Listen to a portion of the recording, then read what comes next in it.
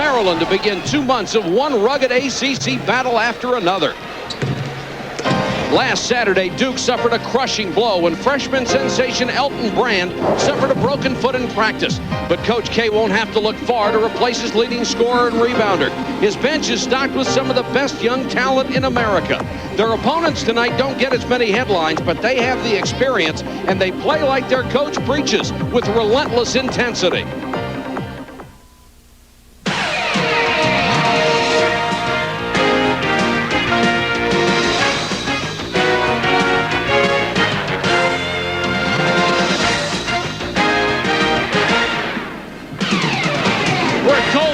In College Park, Maryland, where two of the top 20 teams in the country meet. Number 2, Duke, taking on number 18, Maryland. Good evening, everybody. Mike Patrick along with Dick Vitale. It's great to have you with us. When most teams lose their their leading scorer and their leading rebounder, as Duke has, Elton Brand, it's over. But not with this team. Too much talent, too much depth. I'll tell you one thing, Mike. You talk about Elton Brand. We're talking about one of the dominating freshmen in America. But if there's a team, as you just said, that can reload, it's certainly Duke. Now they'll go inside to Chris Burgess, who'll get the start tonight. Will you say, who is Burgess? He's a McDonald's All-American. He's got the little hook shot on the interior. He can really run the court in transition. There he is with the slam, jam, bam. And he's got great enthusiasm, and he has the respect of all the Duke players. They just simply reload, baby. You talk about being in the middle. Obina Kesey has finally arrived for Maryland. He's become a force in the middle. I'll tell you one thing, Mike. In a year in the ACC where there aren't really a lot of dominant centers, Obina now becomes a player inside who can become a major, major factor. Kesey's one of the most improved players in America. And tonight, he has to take advantage of his experience versus Mr. Burgess. ACC, this is the real world, baby. And this place will be explosive tonight. And both of these coaches love pressure defense, and they have the players to make it a 94-foot grind for 40 minutes. That's what we're looking for. The starting lineups in a moment. Go. ESPN's presentation of NCAA basketball is brought to you by Honda, vehicles designed to help simplify your life. Reese Davis with you in the studio. We'll be here keeping our finger on the pulse of everything that's going on in college basketball tonight. Number 1, North Carolina has already taken care of business this afternoon on ESPN2. The Tar Heels taking on Clemson and Littlejohn, and it was a tough one, 73-70. Carolina now 15-0. Shamond Williams got 15 of his 24 in the second half. Florida State a 13-point winner over NC State. Seminoles got 22 from Terrell Baker. Don't forget, second half of our doubleheader. Big 12 opener for Nebraska and Kansas without Ray LaFrance. Now it's time for Duke and Maryland. Mike Patrick, Dick Vitale. Reese, thanks very much. We're at Cole Fieldhouse. Let's take a look at the starting lineups for both ball clubs. For Duke, Mike Chappell has been playing very, very well for the Blue Devils, the number 2 scorer and their top long-range shooter. For the University of Maryland, Rodney Elliott, a full-time starter for the first time in his career. He's the second leading scorer and rebounder on this ball club. Really playing well, but I'll tell you one thing, Mike. He's got to stay out of foul trouble. He's fouled out of 5 games. Gary Williams got that intensity ready to roll here tonight. The last 4 games here at Cole decided by a total of 12.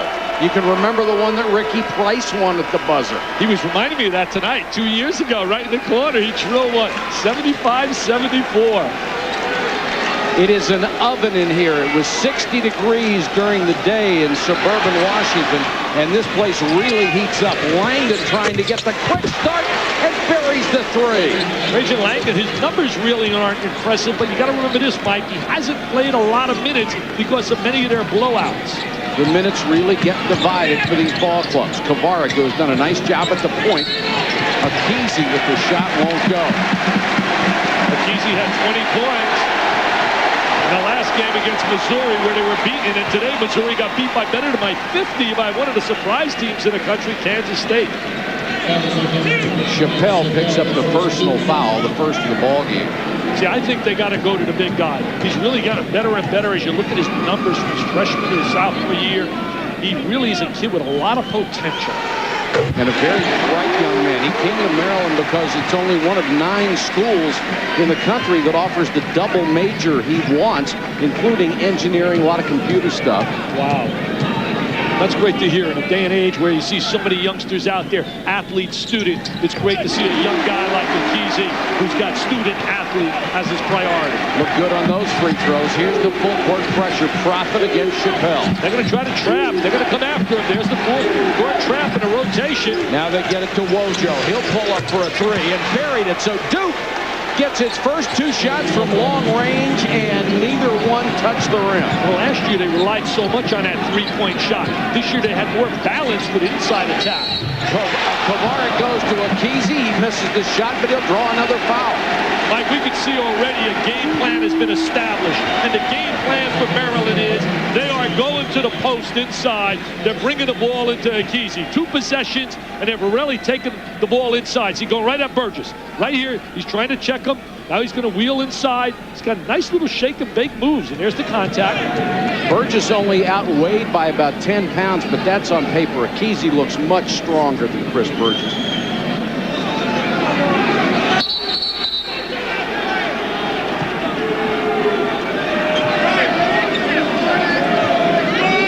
Now the officials are going to check with the scoring table. Trying to get the right foul, who it's on. Now, there are people throwing stuff out of the stands on the floor, so they're going to warn the crowd about it. First, ask them. Usually that doesn't work. Then they'll warn them. All these students have been in here since 6 o'clock. They're on break right now, and they were here early getting ready for this game, getting revved up to have full lock tonight. The red zone with the red on. Akizi hit his first 2. He's only a 59% free throw shooter on the season. Yeah, he was 7-0 for 12 in the last game. Made some clutch free throws. Last year he was in constant foul trouble. This year he has done a much better job inside. He's only fouled out of 1 game. That was the first game when they lost that overtime game to a good South Carolina team. They've got a tough early season schedule, and that's why their record reflects that. I mean, they played the likes of South Carolina, and they played Kansas, and a very good George Washington team of Michael Jarvis. Not only did they play Kansas, they beat them when they were number 2 in the country. Wojo with a head fake. Tries to go underneath. Too strong for Burgess off the back of the glass. And a reach-in foul on the rebound. It's going to be on Kavarik. That is the first against the Terps. Kavarik starting since the George Washington game, as you said earlier, for Terrell Stokes, because they like the way he initiates the offense. They have not been pleased with the way Stokes has played. Chappelle with a head fake. And he hits a jumper. 3 straight threes for the Duke Blue Devils, and it's 9-3. This looks like last year, Dick. Yeah, last year's club relied so much on that 3. It broke the school record, made 279 threes last year. Profit to Akizi, was wide open, couldn't handle the ball. Langdon back the other way. Wojo open in the corner. Holy cow. They're on fire from the 3-point land. Little splish splash. NBN, nothing but nylon. Quick TO, baby, by the Terps. Wojo has hit 2 of them from long range. They are 4 for 4 from 3-point land. And a matter of fact, those are the only shots they've taken. Well, you know, Mike, coming into this game, he's 21 for 48. He's more than just a guy that puts pressure on the defense. As you see that nice stroke, he told me, he said he always wanted to play for Duke. I said, what about you? Right from here in the Baltimore area. He said, no, since I've been 10 years old, I wanted to be a Duke. Wojciechowski, one of the great hustlers you ever saw, led the ACC last year with 82 steals. More than likely will lead the ACC again this year. They put relentless pressure on a basketball. You watch right here, you young kids. Look how tenacious he is. Remember my old Rambo team. He really pressures the ball. The candidate for the Henry Ivo Award is the best defensive player in the country. Elliott will draw a foul. Chappelle raises his hand. That will be 2 on the sophomore from Southfield, Michigan. Elliott, as you said earlier, has really been a solid player with the 15 points a game. Last year, he was one of the premier Roll 8 specials, a great 6th man off the bench who gave him great relief. But this year, inserted in that starting role, he's putting numbers on like Booth did. Keith Booth, he was sensational. Absolutely. Elliott hits another free throw, and Chris Carrawell welcome into the game for Chappelle, his first appearance. Elliott last year really stepped up his rebounding, and the reason was very simple. Gary Williams told him to do it, or he wouldn't get a lot of playing time. He was more of a perimeter player 2 years ago. Well, that'll help you to play and do the things you want to do. I think Terrell Stokes is getting that message too, loud and clear. Players don't like to sit on a pine. That's the quickest way to send them a little message. 12-5. I think you're going to see the minutes change now when you look at Duke. You're going to see guys playing more minutes. They're key players. Wojciechowski, and they turn it over. The first against the Blue Devils.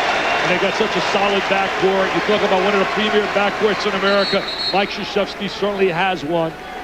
And he also has the best recruiting class in the country, although they did lose Elton Brand. And then they just announced that Nate James is going to apply for a medical red shirt because of a severe high ankle sprain. So they lose 2 terrific players in the space of a week. And that's how depth is such a factor to really help you. As Kovarik knocks it down, but only 2 stepping on the line. On the line, Matt Kovarik with the jumper. It's 12-7. Here comes Maryland. They're going to try to speed up the tempo with a lot of pressure. Kovarik's got a lot of experience in terms of number of games he has played, more than anyone in the ACC. Carrawell, pull-up jumper. It won't go. Kesey with a rebound over Burgess. Kovarik's always looking basically to make that pass. Almost taken away by Wojo. Loops it to Elliott. Nice move. Missed the shot. McLeod claims it. McLeod, solid performer, inside, outside. Veteran, transfer from St. John's University. First transfer that Mike's ever taken. Wojo getting a screen at the top of the circle. McLeod with good perimeter skills as well. And he'll take the long-range jump shot. Swift. Yeah, they got some pretty good shooters. You got guys that can knock down that perimeter shot, and then you get that balance. That's why Elton Brand was so valuable. Absolutely. Mike. He was such a dominant player in the lane for a young player. And so strong and knew the game so well. We want to wish him a speedy recovery. I know he's watching the game with his mom back in Durham. Had to be heartbreaking for him. Mike Krzyzewski said he was the best freshman, played as well as any freshman he had ever coached in his career. That's his son, Yeah, he's had some pretty good freshmen. There was a kid by the name of Brett Hill, a kid by the name of Bob Hurley. I mean, can we go on and on? He's had a few. But this recruiting class, this thing is special because the cupboard wasn't exactly bare when he brought in these 4 guys. Well, that was the great point for these young kids. They had other people that could help carry them as well, experienced players. Burgess muscled by Kesey, and Obina Kesey picks up his first foul. Gary Williams did not like the call. I don't think Gary likes any calls that ever go against his club, does he? There he is, watching inside. Look at how Burgess trying to post this Kesey. So as soon as you put that hand over the top like that, Mike, they're going to blow that whistle. That's a silly foul. Especially when you slap down, you're always going to get it. Carrawell traveling. Dick, the one thing I like about the emphasis this year, I saw a couple of palming violations today. I haven't seen that in years, and I think it's great for the game. People aren't going to be able to carry the darn thing. They got to dribble. You're not going to see that Iverson special, huh? Yeah. Brings that ball over the top. Look at Wojciechowski working defensively. I just love that kind of tenacious defense. Yesikavicius, nice dump down to Elliott. Pretty pass from Yesikavicius, who came to Maryland purely as a shooter and has really worked on his other skills. Yeah, he has become a better than a one-dimensional player. When he arrived, he was a specialist, a shooter, as you said. Maryland made the extra pass there, and that's why they got the layup. McLeod, sweet little turnaround in the lane, soft touch. That shows his versatility, ability we seen a little bit earlier. Step out, knock down the open jump shot. Now he shows posting ability. Duke has hit 6 of its 7 shots, including 4 threes. Oh, great fake. Wojciechowski knocked it away. Kesey missed the shot, couldn't get the rebound. McLeod did. Got Carrawell. Wojo didn't see him, instead goes to McLeod for 3. Burgess trying to keep it alive, knocked it out of bounds. Mike Martisic will come in for Maryland, but we've got a timeout on the court. 15-18 to go, first half. Duke with a 7-point lead. Maryland's had some good interior passing, Dick. Well, they did a great job forming a triangle. We're going to see Kovarik right now as he reverses the ball to Profit. Now Profit's going to take the ball and he's going to dump it. Here comes Yesikavicius off the screen. freeze it right here. See, now he catches it in here, and he's got vision already. He knows where his teammate is. The defense rotates to him, and there's the dump down, and there's the layup on the inside. Great ball reversal, good movement of the basketball. And anytime you move the basketball well, you're going to get a high percentage shot. Field goal story, Duke shooting 75%. They've hit 4 from long range. Terrell Stokes, the junior out of Philadelphia, in for the first time. Wojo picks him up. He lost the starting job after the George Washington loss. Since then, his ratio assist-to-turnover has gone up to 3-to-1. Terrence Morris, the freshman from Frederick, Maryland, turns it over. He's in for the first time, along with Mike Martisic, the first 7-footer in Maryland history. They really feel they're a deeper team this year. Last year, they were so limited because the guys got in foul trouble. Shane Battier, number 31, is on the floor for Maryland, and here's a reach-in foul on Morris. Just how good this freshman recruiting class for Duke is. Battier was the Naismith Boost National Player of the Year. The other big guy they recruited, Chris Burgess, was the Sporting News National Player of the Year. Most teams would be delighted with one. Mike Krzyzewski got both. And you got a both, and also and then Elton Brand might be better than both. Exactly. Figure that out.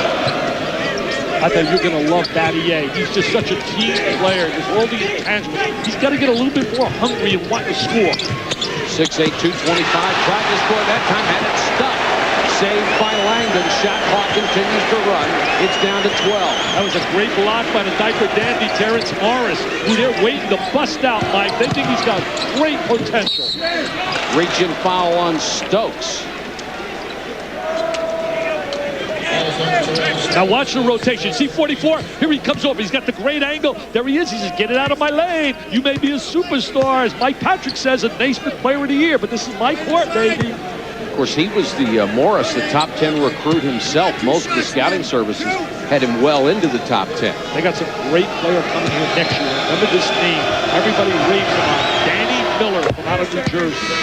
6'7". Maryland is excited about recruiting that young man. He was an early signing, wasn't he? Yeah, he was an early signing. They got another kid, Lonnie Baxter, they signed from out of Maryland. So they got some good players coming in next year, Gary Lee. Another good-looking freshman, William Avery, checks in for Duke as Battier hits both free throws, and it's 18-9 Blue Devils. How good is Avery? Came off the bench against Arizona, only to defend the national champs, and he went for 21 points.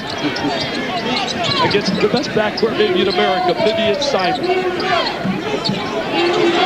put a lot of pressure, then got denying. Morris picked up his dribble, and he was in trouble. Nobody came to him, and he couldn't get it to anyone. The fourth turnover for Maryland. There's 3 factors in their defense, Mike. 1, they pressure the ball exceptionally well. 2, they deny on the wings. And 3, they do a great job of blocking out when the ball goes up to the rim. Keep you up to date on the scores. And Florida State, much stronger than most people expected this year. A winner earlier today. I'll tell you, Steve Robinson, what a job he has done with discipline and teaching them how to be poised. Today they were so poised when they fell behind on the road and won that game against a scrappy North Carolina State. Taman Domzowski in the ballgame for Duke. He's number 40. They're looking for a lot of different guys to pick up for the loss of Brand. Here's the rebound to Elliott. Yeah, Domzowski's going to get a lot more PT now with Brand out of the lineup with an injury. Stokes kicks it ahead. They try a tough baseline pass and another turnover. This kid's a combination guard. He can play the point or the scoring guard. You're going to really like Avery, Mike. Very strong physically, very athletic. Battier showing his range. Another 3. That's 5 for the Blue Devils. They're up 21-9. He came from the high school that produced Chris Webber down there at Country Day High School, where they got a great athletic program. It's a great school academically as well. Profit with a runner. Clanked it off the glass, kicked out of bounds, and it's out to Duke. Yes, Cavicius will come back into the ball game from Maryland, and they'll take the freshman Terrence Morris out. You got to win at home. I mean, you got to protect your turf in the ACC. Already Maryland's down 0-1 in the conference, losing that tough overtime game to Clemson. But if you're going to be in the upper echelon in the conference, you got to win at home, because life on the road will not be easy. Morris showing a little freshman nervousness. He's turned the ball over 3 times. That's a great win today for North Carolina on the road against Clemson. Battier got away with a push-off and a great move underneath. Domzowski fighting for the rebound. Got it and put it in. Pretty good to have a third-string center by the name of Domzowski. I mean, he's playing behind Burgess and Brand, and a lot of teams in America, that kid can be started. Domzowski had no trouble in recruiting Mike Krzyzewski. All he had to do is bring in some Kamasi, Krzyzewski, and Domzowski. Nobody had a shot. Well, he could have had Wojciechowski give him a call, too. Wojciechowski. There he is working on the inside. You know the analysis I'd like to make here as we've seen Domzowski score. You and I talked about it off the air as we watched Domzowski working hard on the inside, taking the ball up strong. A team like Duke, reminiscent of Kentucky last year. Kentucky loses their best all-around player, Derek Anderson. Yet Rick Pitino gets all the other players to step up, and they go to the final game of the NCAA tournament. That could happen again with Duke because they have those kind of people. Profit against the full court pressure. This is Ricky Price on defense. Price back with the team after being suspended academically the first semester. Profit goes all the way and he's fouled. Profit handling the ball, playing out on the point as a big guard, and they attack Price. Talked to Mike Krzyzewski today, and he said the biggest adjustment Ricky has had since coming back, he could not practice with the team. Therefore, he's very limited in terms of being familiar with a lot of the new players here. But the biggest adjustment is on the defensive end, because when he played in the rec center, you don't face this kind of caliber of competition and the intensity defensively. Profit shooting 68.2% from the free throw line, and the first one rolls out on him. Good player so far early in the game. He's had himself a solid year out of Delaware State that produced the outstanding guard combination down to Xavier, who got beat today by St. Bonaventure. Profit, third-team ACC a year ago. He is really up and down. Sometimes he is a spectacular player. Other times he just goes away. Well, you and I had the game where they were down 21 against North Carolina. He came off the bench. It was unbelievable. It sparked him to a big run. One of the great comebacks I ever saw. Avery, penetration, hit from behind, the foul on Profit. These kids certainly don't play like freshmen. When you look at Avery and Battier and Burgess, they have so much experience now with all the AAU tournaments and the travel that these kids do. They come to college, they're experienced players. Well, their eyes don't look like a deer in the headlights. They come on the court like they know what they're doing and very confident of what they're doing. Well, we're looking at the cream, the mint, what is that the word? Cream of the crop. Cream of the crop, baby. No doubt about it. These are the kids in all the upper echelon scouting services as the best. Avery hits the free throw. He's out of Augusta, Georgia, and it's 25-10. Duke just overwhelming Maryland in the first 7.5 minutes. And this is the kind of start Duke wanted to get to quiet this crowd down, because that red zone and this crowd was ready to erupt, but they have silenced them with their early flood. Profit picked up his dribble in the corner. Maryland's only had 5 shots because of those 5 turnovers. Akisi with a miss. Profit got the rebound, and Wojciechowski reached in and fouled him. If Maryland's going to make something happen and make a run and get back in this game, they got to create some opportunities off their defense. Now, that's easier said than done because of the experienced backcourt of Wojciechowski and Langley. And Avery certainly doesn't hurt them when he comes in to handle it. Great rotation. When you got 3 solid guards like that, in college basketball, you have to be strong on a perimeter. Only player in the ACC in the top 6 in scoring, steals, and field goal percentage is LaRon Profit.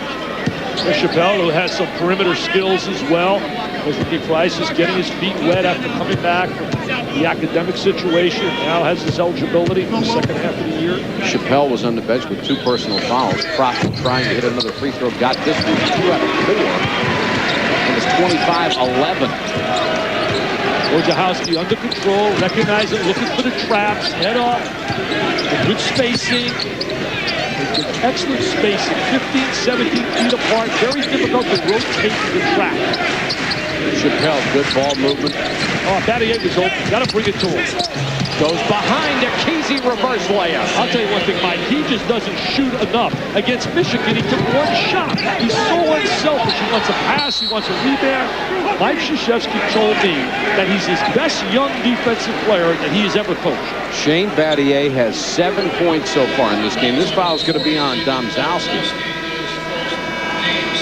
It's 1 on Domzowski. We have a timeout on the floor. 27-11 Duke. 11:39 to go first half, and Duke just overwhelming Maryland, Dick. We're going to watch them operate on the post inside. Shane Battier. We're going to see some excellent spacing by Duke as well. See Domzowski now sliding across the lane. Now look at the reversal right here. Freeze it. Right here. See, now look at the post and inside. He's going to wheel to this lane, and nobody rotates over. Now watch him right here. There's the entry to the post. Battier gets it down 15 feet apart with Wojciechowski, and then he explodes on the baseline, and no one rotates over to take the charge. It's a nice first step. He's got a great first, a good-looking young guy, too. He's got all his priorities in order, just a great young person.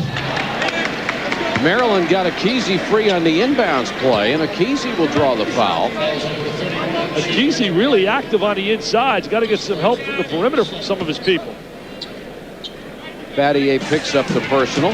ESPN College Basketball Full Court Pay Preview can make all your college hoop dreams come true. Hundreds of expert games, action from all the major conferences, available night after night. Call DirecTV at 1-800-GET-SPORTS or your local cable company and order it today.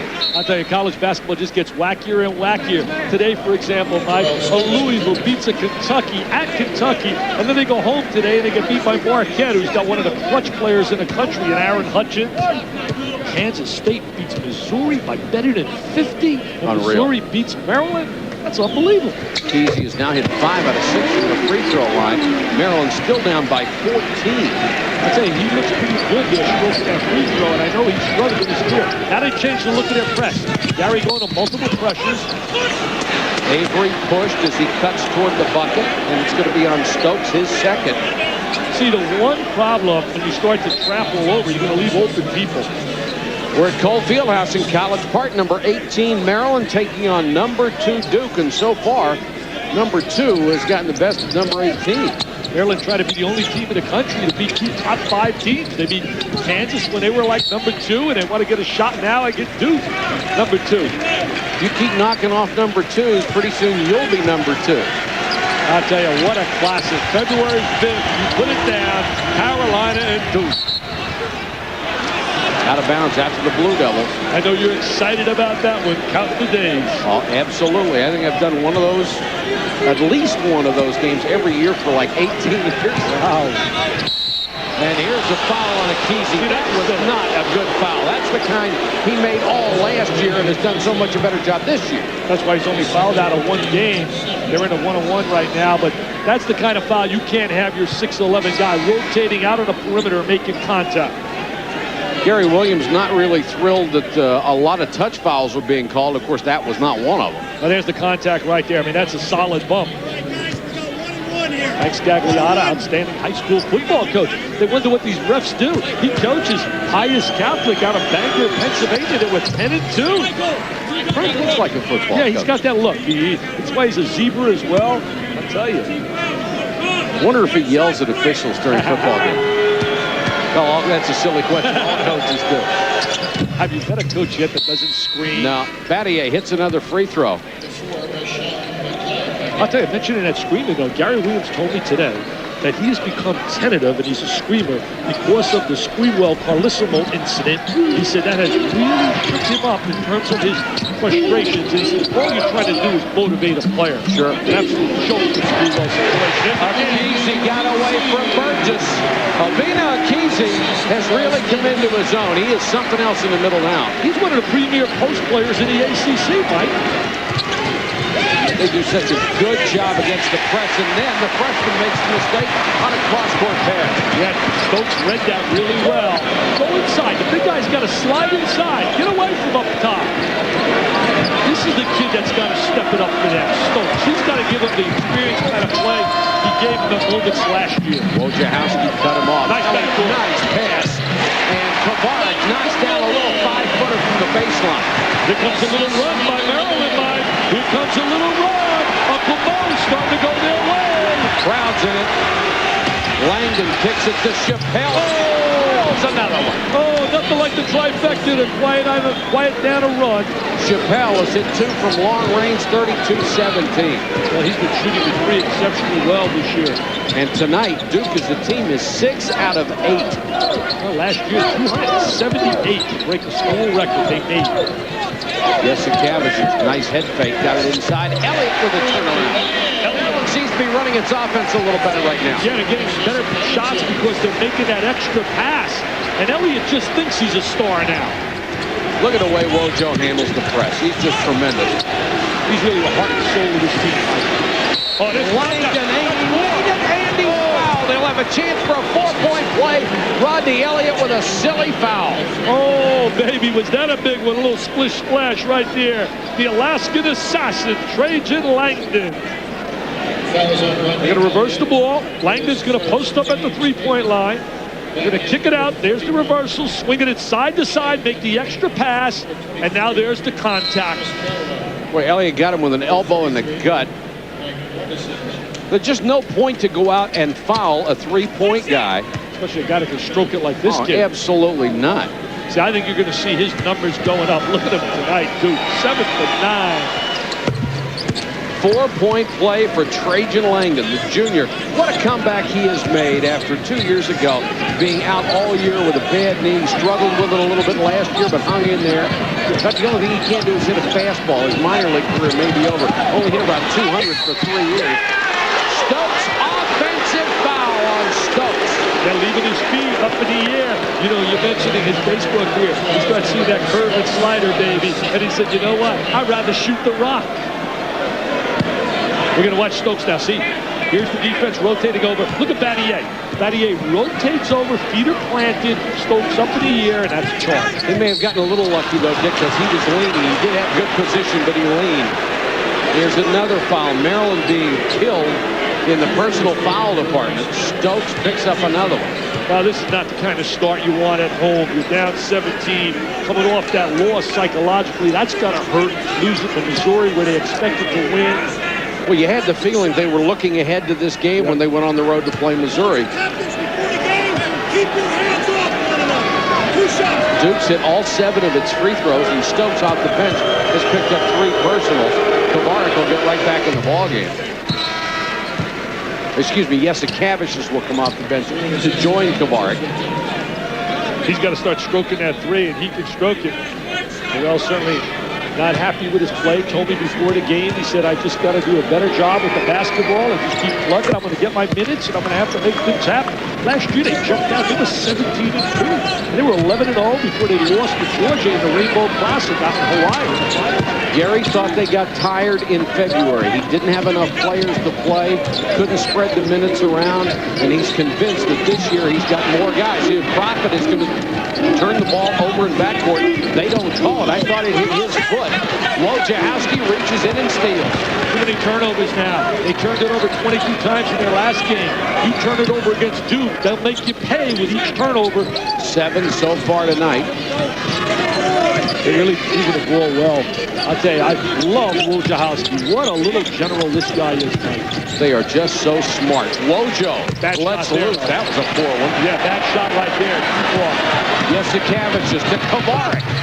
Nice 2-on-1 by Maryland. Yasikavicius again showing his passing ability. Good vision, get a good angle on the entry. Solid job right there in transition. 38-21, Maryland backs off the press. Boy, he was wide open. Martisic will get the foul.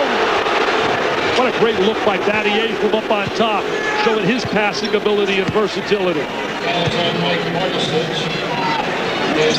I mean, how would you like to be a high school coach and you get the likes to coach of Chris Webber, and then you get a Shane Battier? As you look right here, they want the rejection. They get a foul, say contact on the body. But then a teacher country day, he had the pleasure of coaching Webber and then Battier. Wow.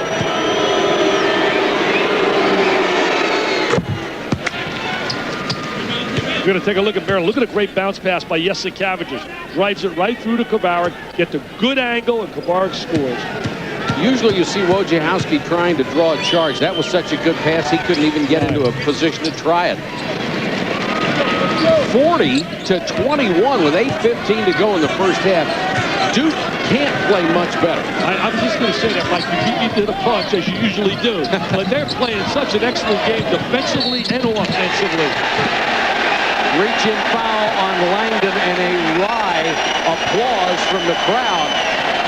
I'll tell you, we had them earlier this year, Brad Nessler and I, and we could not believe, Brad and I, their performance against Villanova. Now, I know Villanova's not a great basketball team, but the way they excelled in the first half, they put a panic on how brilliant they played. Well, they're just so smart individually as players. They're smart as a team, and they have an exceptional coach in Mike Krzyzewski. Well, he has an ability to blend and to sell them the importance of a team.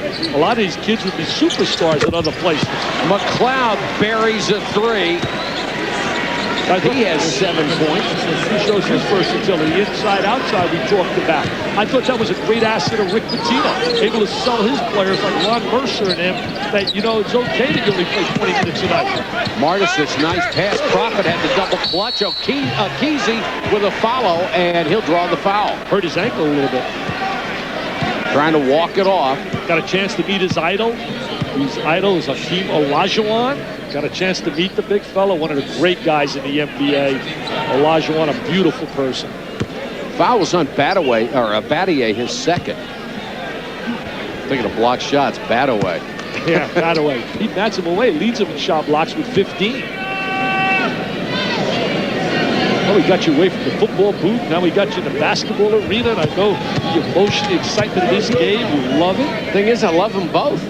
Hey, and I get to do them both. Can't beat that. I'll tell you, football, though, isn't it really sad? You and I were talking about, you got Michigan, Nebraska, two great teams, great coaching this year, undefeated, and they don't play it on a field for a national championship. That's why college basketball is light years ahead. Subjectivity, picking a national championship, that's a joke. It's a farce. Why would you want to have a national championship game, Dick? It makes too much sense. Yeah, it does make some sense. Can't have that. Take 8 teams, seed them 1 to 8, and play it in a 3-week period and have a legitimate national championship. Kesey hits the free throw. The Duke Blue Devils have had 8 3-point shots in the first half. This is Rashawn. 43-22 Duke. We remind you that coming up after this ball game, we'll have more college hoops on ESPN. The Nebraska Cornhuskers go to Lawrence, Kansas to take on the Jayhawks. Kansas, of course, trying to rebound from the injury to Rafe LaFrentz in that loss to Hawaii.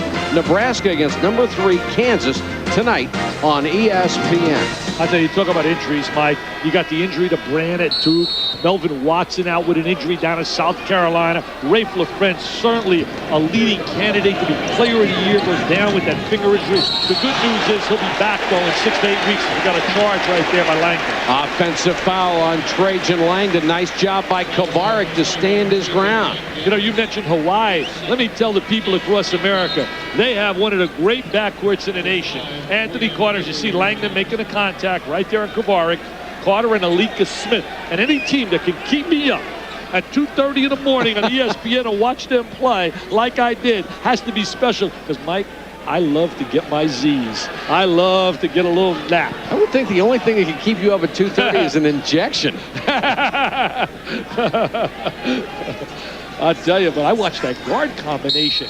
Last year they were 21-8, and they got the Ziggy from the NCAA tournament. They're not going to get the Ziggy this year, those Rainbows. Maryland is down by 21. Really, they haven't played terribly, but Duke has been nearly letter perfect. Kesey into the lane, partially blocked. Elliott got it, had it taken away. The quick hands of Duke's defense. I'll tell you, Duke's defense and the shooting at a 3-point shot, and 11 for 11 on a free throw line is the difference. Uh-oh, McLeod. Hello, Rashawn McLeod. 9 of 12 from 3-point range. That is 75%. Wow. You don't have to go to Harvard to figure that out. You got a chance to win when you're making 75% of your threes. Kesey double team, tough shot, and he dumped it in over Domzowski. He's really played well on the inside. You're right, Mike, but that 3-point shot, I mean, 9 for 12 and 11 for 11 on a foul line. I mean, that's just going to murder you. That's curtains right there.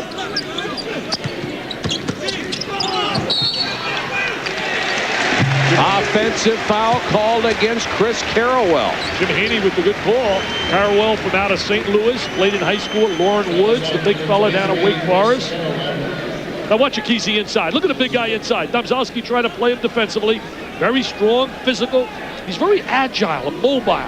That's what I love about the big guy. He's got great agility. That could be from soccer. Absolutely. Now look at McLeod standing on the outside. They kick it right back to him.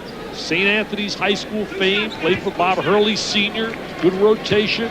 Well, one of the reasons he wanted to leave St. John's is because he felt he was more of a perimeter player.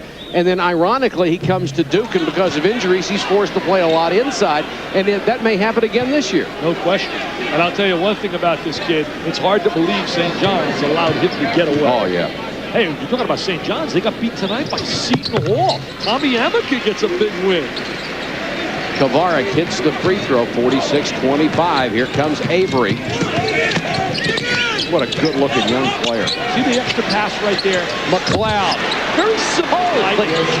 He's on fire, but see how Wojciechowski recognizes that and makes the extra pass to him? McLeod has hit 3 threes. He has 13 points.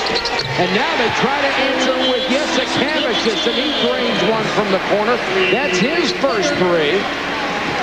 But Maryland can't afford to trade baskets. They've got to find a way to stop the Duke Express that scored 49 points in less than 15 minutes. They've got to find a way defensively, but Duke seems to have so many weapons that can hurt you in so many places on the floor.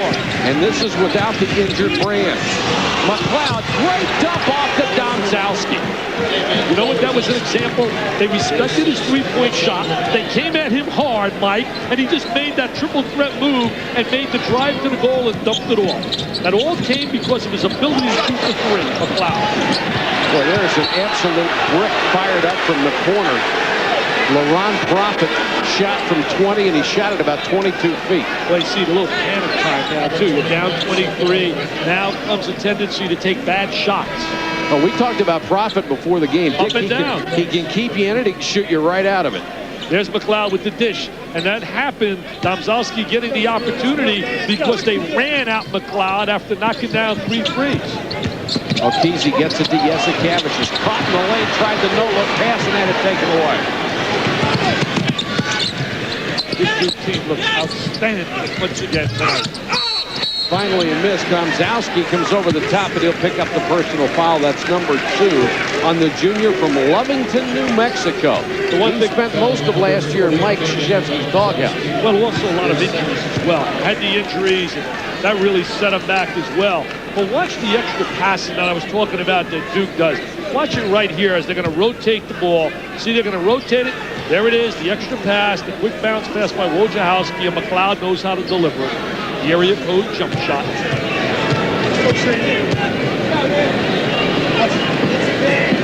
Maryland's had to be like one of the real early season disappointments based on what people anticipated. More starters back, and I think Gary would be the first to tell you he's been disappointed with their up and down play.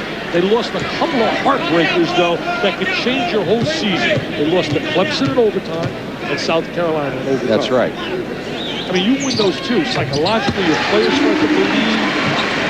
And they beat Kansas. So they were like 4 points away from being undefeated before they lost to Missouri. Here's the field goal story. Duke's just literally on fire, shooting almost 70%.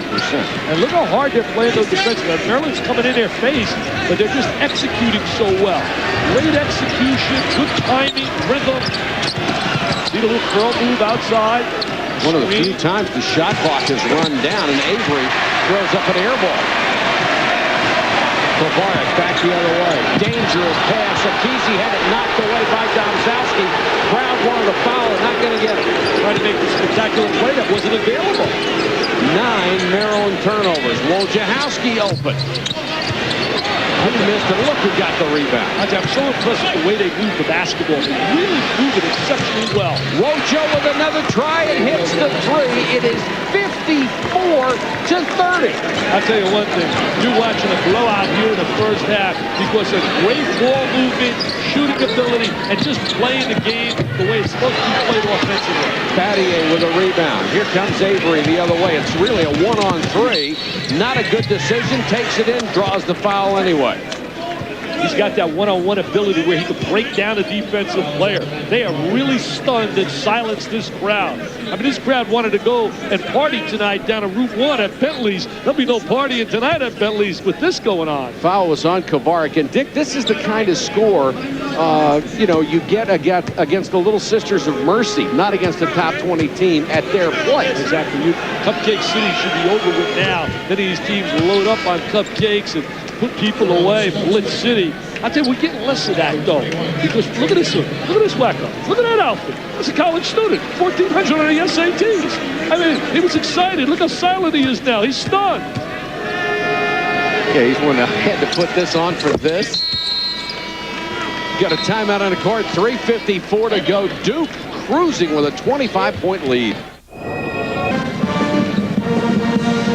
56-30. No, we're still in the first half. 3:54 to go. And the Duke Blue Devils are hitting on all cylinders. You know, you see Johnny Dawkins sitting there. I'll tell you what a great player he was. But today was some sadness. His running mate in high school at Mackin High School was buried today. Dominic Presley, who played for Gary Williams at Boston College. Gary went to the funeral this morning, and Dominic, a beautiful young man, lost his life to the battle of cancer and has a 3-year-old daughter. We want to say to his family, we send our sympathies from over ESPN. I remember covering the games he played in. Sure, only 33 years old. Only 33. That's a dreaded disease. I can't stand that disease. That's a 2 for Elliott. That cuts it to 56-32. That's why that V Foundation is so important, trying to raise dollars to get research to put an end to that dreaded disease that takes so many young lives. Terrence Morris is back in for Maryland. He's number 44. As Gary Williams trying to give some more minutes and get some fresh legs in there on a very hot night inside. It's cold. See, here's the good that a lot of stardom is ridiculous. People have to be patient. I think there's a tendency with freshmen, if they don't do it right away, people get down on it now. Langdon with a loose ball. He'll try a 3. Loose inside. Akizi comes out with it. 4 rebounds for Obina Akizi. But he's been very effective on the offensive end. They dump it down low. Domzowski with a lot of contact inside. No whistle. No whistle. Domzowski trying to get good post position. Battier and Akizi with a reach-around foul. He's had 3 fouls tonight, Mike, and all 3 of them have been silly fouls. As Marty, the #1 stat guy, lets us know. This looks like a replay from last year when he committed all those silly fouls. Yeah, really silly fouls. I mean, there's a team you'd love to watch play, Mike. Princeton. I've had 2 of their games, and they are so impressive. West Virginia this year is a team that people have to watch in the Big East. I know they lost a game to Georgetown, but they only got 2 losses, and Gail Catlett's club doesn't get enough publicity. That's the best West Virginia team that I've seen in 15 years, maybe. Damian Owens, an outstanding player. They beat Georgia down at the Georgia Dome this year. Congratulations to Gail getting his 500th win this season. Carrawell comes back in for Duke. Martisic is in for Maryland. Maryland's committed 12 fouls in this ball game, and Duke has burned them. They're 14 out of 14 from the free throw line. First one in missed. Jinxes it. Yeah, Shane Battier was 7 for 7 till that point. This kid's been the catalyst right here, a little injured. Always knows where to go with the ball. Makes the good, solid decision. Battier to the baseline, had it knocked down. Martisic got up there, so did Morris. But I think that's a great sign for Duke that he's becoming a little more assertive offensively. Elliott wants the ball down low. Kovarik systems get back into the offense.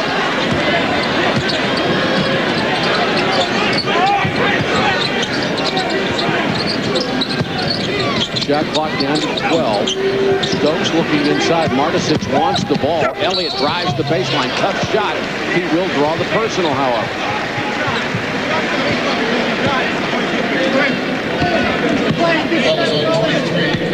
Carrawell picks up his second. Boy, he is really quick when he starts to penetrate. Yeah, he's got great quickness. He's explosive as well. You know, we don't want to try to say, well, they're trying to hype it up. But you and I sat there, Mike. We are talking reality. And we sat there and watched Maryland down 21 late in the game and come back on a road and beat North Carolina with many of these same kids. I mean, how can Duke continue playing like this? Well, what we saw last year, in my estimation, was impossible. I still don't believe it happened, even though we were there and were calling the game. It couldn't have happened. Not at Carolina, not like that, but it did. January 8th, 1997. Well, let's see here. Good memory for dates. I can't believe it's 1998. I got to tell the truth. The producer just told me that my year. I got to admit it. 57. I got to take credit for that. I'm not that smart. I'm a dummy next to that. Elliott has 12 points tonight for Maryland. Hasn't gotten a lot of help. Wojciechowski tries to save the bad pass and can't. One of the real few times we've seen a bad play and executing right there by Duke. Langdon a little careless trying the cross-court pass. And now Duke sets up the pressure. Well, you got to have point guards. Without point guards, you can't win in college basketball. You saw Clemson today. McIntyre still hurt for Clemson. They can't replace that little guy. Stokes picked up his dribble. He's in a lot of trouble. Gets rid of it. Prophet comes back in. He has yet to score. Battier with a rebound. Prophet has missed all 3 shots and looks very tentative tonight. And I'll tell you, he's capable in the second half, putting 15 on a board quickly. Avery trying to penetrate and then drops it off. He'll get the foul before he made the pass. Life doesn't get easy for Maryland. Their next 14 games are all ACC games, and they have Florida State coming here, and that's certainly not going to be an easy task. Florida State getting a win on the road. Fouls on Kovarik. It is his third. A minute and a half to go in the first half. It is 57-34. Make it 58 on the road. They're putting up 60 on a board on the road. Shades of yesteryear without the shot clock when you get 100 points in a ball game and you weren't surprised by it. Right, exactly.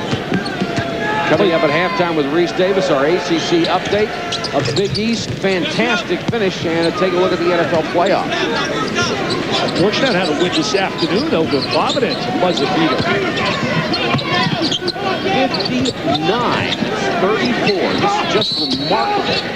And this is going to be a holding foul, I believe, on Burgess. And as you said earlier, they're not beating up on Cupcake City right here. This is a Maryland club that can play with a lot of the big clubs, as indicated already with their overtime games with South Carolina, Clemson, a win over Kansas, and they're playing on their floor where you would think psychologically they'd be so hungry coming off a loss. Well, they may be hungry, but they're being eaten alive. Elliott goes to the line. Elliott with a dozen points. Misses the free throw. Full-time starter for the first time this year. He's really produced for them. Well, Jessicavic is coming back in. Told me before the game he's so proud of his little son. Rodney's got a 2-year-old. Rodney Jr. sitting in the stands cheering for his dad. Elliott gets another and converts this one. Comes out of Dunbar High School where they produced so many great players. There's that Carolina score. What a job Bill Guthrie. Rookie stepping in, 30 years on that side. I guess you know you can't even call him a rookie. 30 years sitting there. If you can't learn sitting next to Dean Smith. But isn't that a wonderful story? Great story. He's a beautiful man. That's what makes it so special. I mean, what Dean Smith did and the timing of it and the show of loyalty, it's just remarkable. And I'm so happy for Bill Guthrie, but I'll tell you what, I'm going to miss Dean Smith an awful lot. It's going to be unusual to go down there and not see him at the end of the game. Oh, we've all said that so many times, but it's so great as you see Elliott shooting that jump shot. Sweet touch from Elliott. He has 15 first half points. Nice rotation by Elliott there. So great to see Bill Guthrie get the respect of the players right from the beginning. And it didn't hurt their recruiting either, did it? No, signed 2 great ones. In and out, the follow by McLeod. Wojo couldn't hit it. McLeod was right there. Well, McLeod says, you know, I can knock down the 3, but I'm going to show you I'm a skywalker, too. I'm up and up and up guy. I can go over the rim and jam. Little slam jam bam by Mr. McLeod. McLeod has 15 points. Terrence Morris down the lane with a left hand. That's a nice move. That's impressive, Mike. You can see why people love his great potential. So explosive. Only a freshman. Some kids, it takes a little bit longer for them to develop. Duke will play for the last shot. They are already up 61-39 in a remarkable first half. They'll try to end it with a 3. Morris with a rebound. Gets off the desperation shot, no good. Maryland played hard, but Rashawn McLeod and his teammates played better, and Duke leads at 61-39 at the half. Let's go to the studio and Reese Davis. Reese? All right, Mike, absolutely devastating performance. ESPN's presentation of NCAA basketball is brought to you by Miller Lite, who reminds you that anything can happen at Millertown.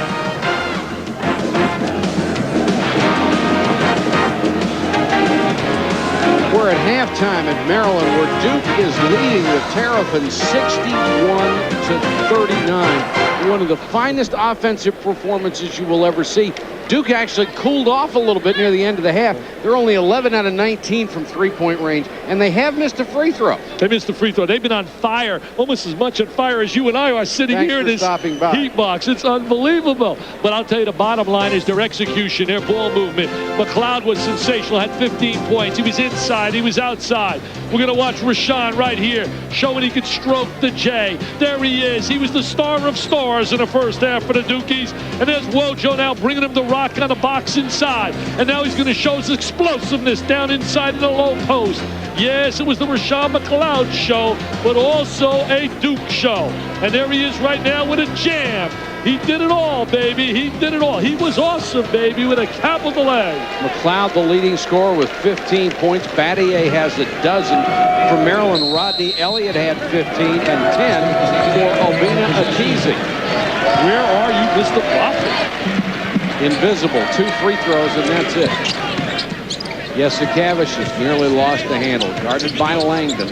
And we were reminded here at halftime, and we said it, we told the people already, we were reminded by many Maryland fans that we're down 22 at half, 22 not at the half, late in the second half against North Carolina last year. As you look at the numbers, look at the stats, look at the free throw line.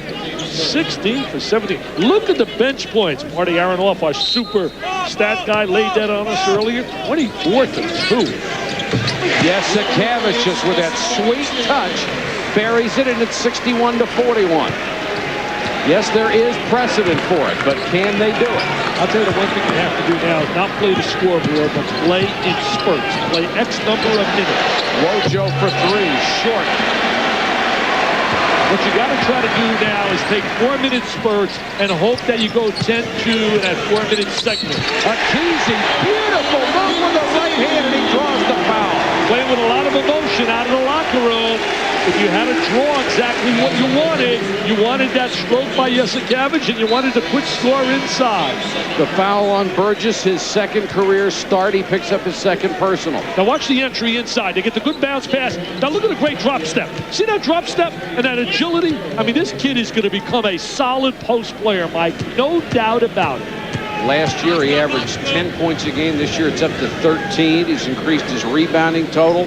He and Nazir Mohammed, I don't know if you've seen him at Kentucky, have been the most improved player. Oh, look at this here, a little extracurricular. The refs are right in it to break up any kind of potential. Battier and Elliott.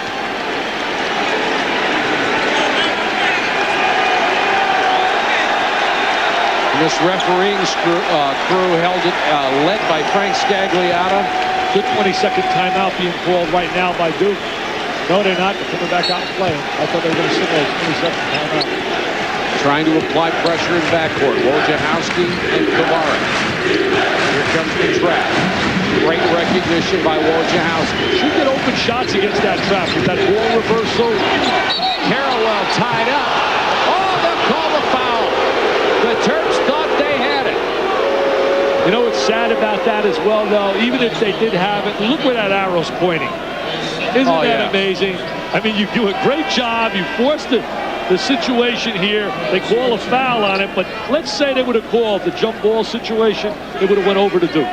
Well, we finally got one of our wishes, Dick. They put the 5-second call back in. Now if we can just get them to get rid of this silly possession arrow thing. Well, we've been screaming that, Mike. Carrawell, pretty runner. Yeah, a little leaner right there by Carrawell. 63-44. Just a solid all-around player, Carrawell. Good defender. Kovarik trying to draw the foul, and does. They're pointing at McLeod, and Rashawn McLeod will pick up his second. Well, they got it under 20 right now. Duke played as brilliant also early in the game against Arizona. When they beat Arizona out there in Maui, they were sensational, knocking down threes. I think they had 9 threes in the first half against Arizona. Dick, you talked about Duke coming on the road, really trying to face a hostile crowd, you would be interested to see how they reacted. I guess they've reacted about as good as you could hope. Yeah, they really have. Because we were talking earlier today, Mike Krzyzewski said, you know, we have not developed that identity yet that we can go into a hostile environment and leave with a W. The first place that they went really hostile was down in Ann Arbor, and they had that big lead and then lost that game to a great performance by Traylor and certainly Lewis Bullock knocking down threes. Kovarik misses both. The Terps can ill afford to give away 3 points. And this is a tough environment to play in down here in Maryland. Maryland's usually outstanding on this floor at Full Fieldhouse. Battier gets by Akese and puts it in. Like he has stepped it up tonight offensively. He has really stepped it up with the loss of Elton Brand. 14 points, 5 rebounds. And very active. That's a kid that took one shot against Michigan. He's really got a great first step and knows what to do when he beats his defender. Well, he missed it easy. Had the backdoor layup. Elliott, a little fall away and missed it. McLeod grabs the rebound. You know, last year, Duke wins 24 games. They win the regular season of the tough ACC, but they had no inside game. Now this year, they had a little more balance with the arrival of Brand. McLeod. Duke has an answer for everything Maryland is doing. Rashawn McLeod with 17 points. He's got that stroke going tonight. He's got an outstanding stroke tonight. He's 7 out of 8 from floor. Hey, why is he not 8 for 8 though? Well, you can't make them all, I guess. Another turnover.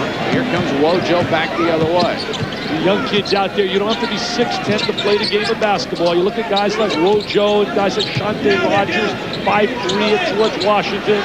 McLeod feels the hot hand. This time he misses. The rebound to Kovarik. Maryland has numbers. Kovarik trying to push it. Elliott goes baseline, and he'll draw the personal foul. McLeod, I think, thought he was in position to get the charge. Kovarik initiates their offense. He's out there really to get the ball to the key people, and he does a good job of that. There's Domzowski coming back in the ballgame. I said in the first half he was in Mike Krzyzewski's doghouse last year. I think I was thinking of Greg Newton and not Domzowski. Oh, yeah, remember. Exactly. That's why you stunned me a little bit with that, Mike. Well, speak up. It was an injury. It was an injury. That's right. It was an injury. That's why I mentioned that about injuries. You're right. It was Newton. Got all about that big fella. He was playing it last year. Well, it's easy to forget who Duke lost because they had so many guys coming in. And they got players coming in that can flat out play. This is Morris. I like Morris. I like a lot about his potential. Stokes to Elliott, had it knocked away, and Wojciechowski forces another turnover. Coaches and players refer to him as a pest, and when they say it with great respect. Well, his intensity, he plays so hard all the time. Look at him right here. Look at him scrapping. Look at him clawing. He's a scrapper. He's a claw. Look at him right there. All pumped up. Bishop Gibbons High School. A lot of people never thought he would amount to anything. Just a hustle player. But he has shown he's got a lot of talent to go with the hustle and gives you everything every second. Here's a reach in. Morris thought he had a steal. He'll be called for a foul. I love players that give you that maximum. That's all coaches can ask. Any young player, just to do your best. There's Duke right there, leading scorers. McLeod with 17. Battier, as we look at him, 14. Wojciechowski with 9. But that doesn't tell the story with Wojciechowski. Bad inbounds pass taken away. Stokes missed the layup. Follow shot. The foul on Domzowski. And I'll give you the biggest challenge out there right now. Come on, be honest. If you could spell Domzowski, Krzyzewski, and Wojciechowski, I'll send you something free in the mail. Spell it, and don't cheat. Spell those 3, baby. They'll have to buy a vowel first. Oh, wow. Maybe Reese can spell them in a studio. Come on, Reese, let me hear you spell them. Wojciechowski, Domzowski, and Krzyzewski. Krzyzewski's the hardest one. Wow. Are you kidding me? I have a tough time spelling Patrick. And you can spot me the P and the AT. Profit misses another free throw. Come on, Mike. Relax, Mike. Relax. Maryland 17 out of 27 from the line. They've gotten a lot of shots, but missing 10 has really hurt them. They're down by 23. I'll tell you something else Mike was proud of today at practice. His assistants. He said they have such pride about Duke. You talk Snyder and Henderson and Dawkins. They all wore the Duke uniform. And he said they really have a passion and a love for all the kids in the uniform they represent. That's what makes Duke very, very special. Well, they got it at Maryland as well. He's got former players. Dickerson, Billy Hahn, and Maryland. Langdon with a miss. Fight for the rebound. Battier! He's playing like a star tonight, Mike. I think we're seeing the coming of a star. He really is so active today. He just set a new career high, 16 points for Shane Battier. Yes, Cavish is down the lane. Nice pass to Profit. Lost it on the way up. Lamont really struggling tonight. It's one of those nights really struggling. A downtown three from Trajan Langdon. The Alaskan assassin is in the double figure. He shot that from down at the White House. He was saying hello to the president. I mean, he shot that from the White House. 72 to 45. And we say right now, this is ACC time, where every game goes down to the wire. This Duke team. And the sad news for Maryland, they got to go to Duke. The sad news is they got 15:31 to go in this one.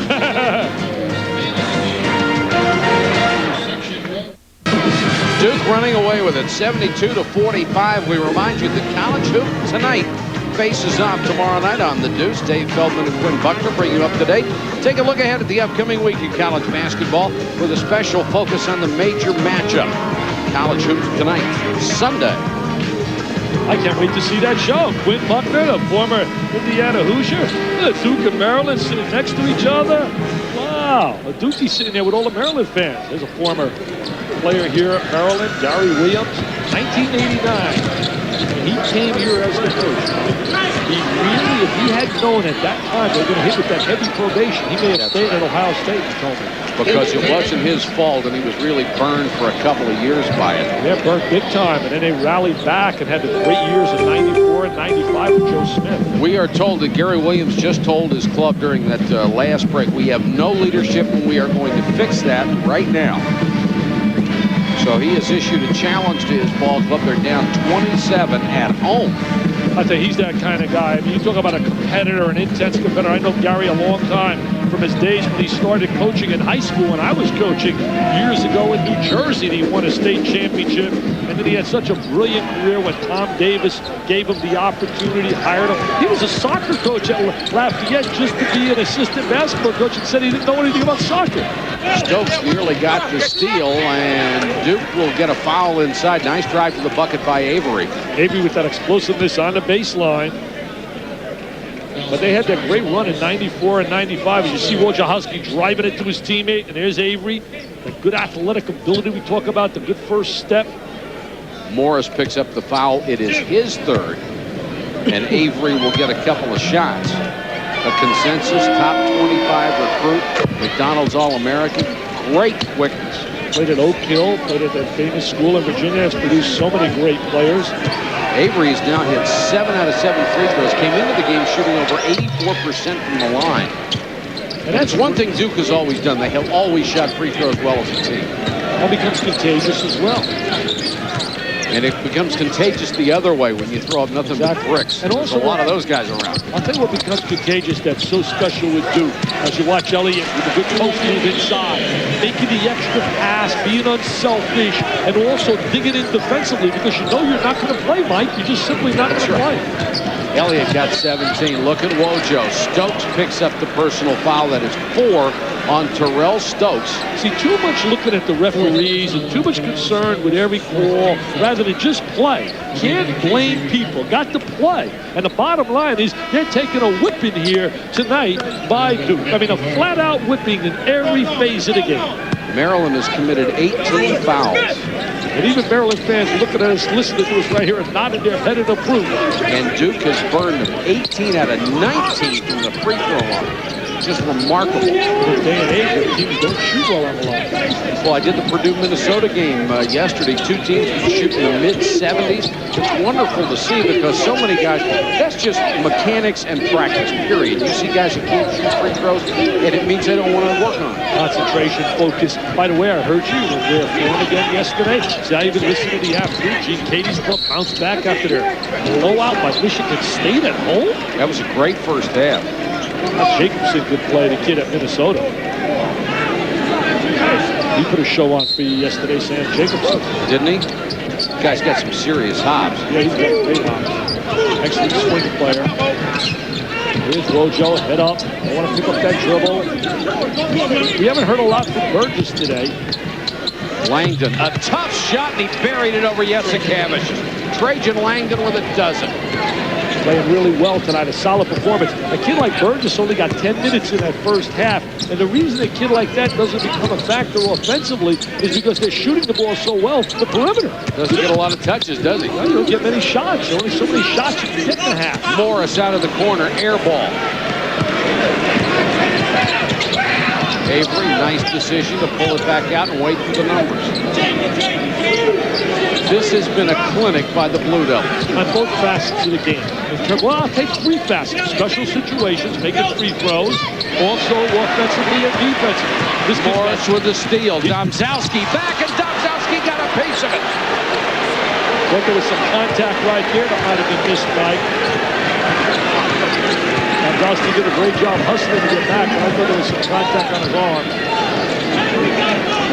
Wojciechowski calling it out. Look at him, like a real leader, communicating. So important to communicate. They love playing with each other. They really love playing with each other. Well, it was interesting that Nate James, there were rumors about him transferring after last year, and he said, are you kidding? I love Duke. I love my teammates. I'm not going anywhere. And look at the ball movement. Langdon left alone. He kicks it into the corner. Shot missed, but Battier with a rebound. Domzowski being called for an elbow.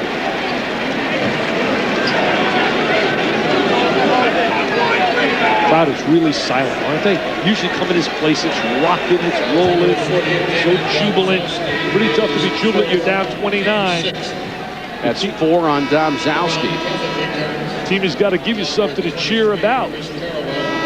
Even a buddy of mine's here tonight, a Maryland graduate, Norm Garrett, 86 class, editor now, Sport Magazine, and he is stunned and silent. There's a lot of silence in here. It's a 29-point lead with 12:34 to go. Domzowski gave him some really good minutes off the bench. Easy comes out to set a screen for Kavara. Got loose. Then Battier got a piece of it. The follow by Elliott. He'll get the foul. They go with a smaller club right now. They don't bring in Burgess. They go with a smaller team with Chappelle across the line, with Avery out there right now, and Carrawell. Battier gives them their size at 6'9", very active. Third foul on Battier. I'll tell you, Dick, Akese and Elliott have played very, very well for Maryland tonight, considering the circumstances. Yeah, they've been very active. They've been involved, but they haven't done the job, the team, on the defensive end. And they look like a team that's really struggling psychologically in terms of losses. Can do that to you, Mike. You come out with great projections, people expecting things of you. You lose those heartbreakers, and they begin to build. It's just like winning those close games. Elliott with 19 points tonight. He's hit 9 out of 10 from the free throw line. Pressure on Avery. They try to trap, and Chappelle can't hold it. They get the turnover. They needed somebody on the line, one step off the line of the ball, so they could reverse the basketball against that trap. Wojciechowski did a super job looking at the different traps and looks there in the first half. They're going to bring Wojo in right away. Kavaric had it knocked away. Prophet will try the long-range shot. LaRon Prophet, the only thing he's done offensively for Maryland, 2 free throws tonight. He's missed all 5 shots from the floor. Offensive foul on McLeod. That'll be his 4th. And Prophet, when your leading scorer really goes into a schneid and struggles, that affects everyone. 11:55 to go in the game. Back in a moment. Duke maintaining its distance over the University of Maryland, 76-49 with 11:55 to go in the ballgame. Tomorrow on the Deuce, the college hoops start at noon Pacific, and they're all Big West guard Adam Jacobson against Illinois State. Then at 7, Cincinnati against Houston. At 9:30, UNLV and Tulane from New Orleans. College hoops on the Deuce. I'll tell you, 2 teams watch out. Cincinnati and UNLV when they get a little Christmas present. As you look at the Duke bench tonight, unbelievable off the bench. They're already over their average with 32 tonight, 30 for the season. Some bench. Yeah, they got a dynamite bench. But you know, I mentioned Cincinnati and UNLV. When Keon Clark comes back for UNLV and Cincinnati gets Ruben Patterson, watch those 2 clubs.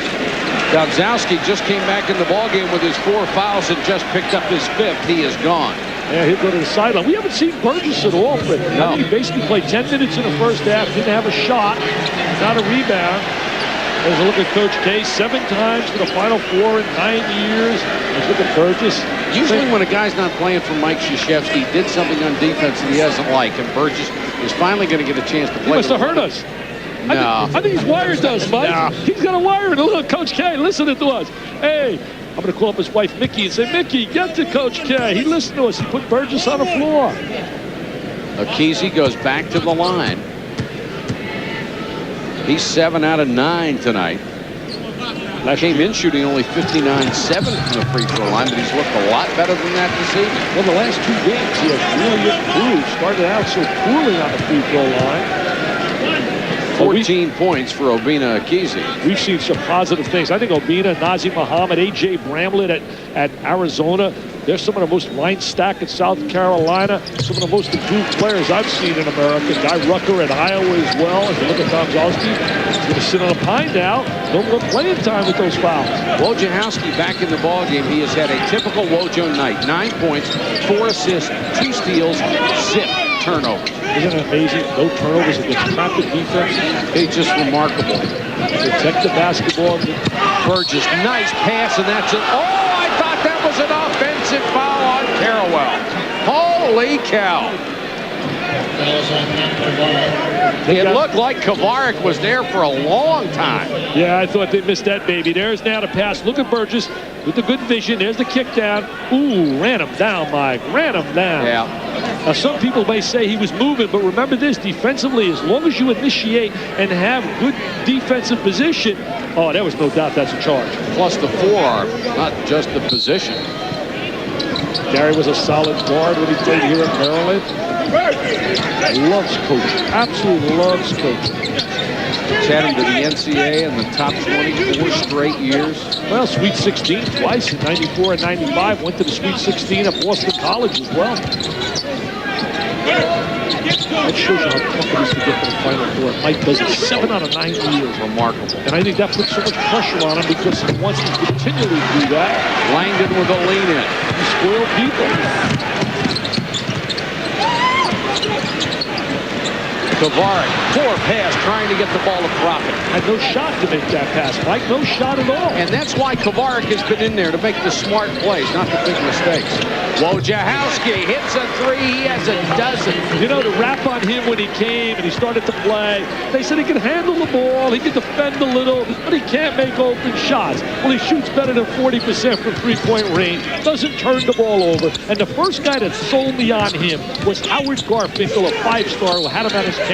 He said he could flat out play at Duke. Kesey will get the foul from Burgess. I tell you what, I've got a team Wojo can play on it. Yeah, and I'll tell you this, Garfinkel told me, he said, he's one of my favorite people. He said, just understands how to play. He's been a big booster of Wojo.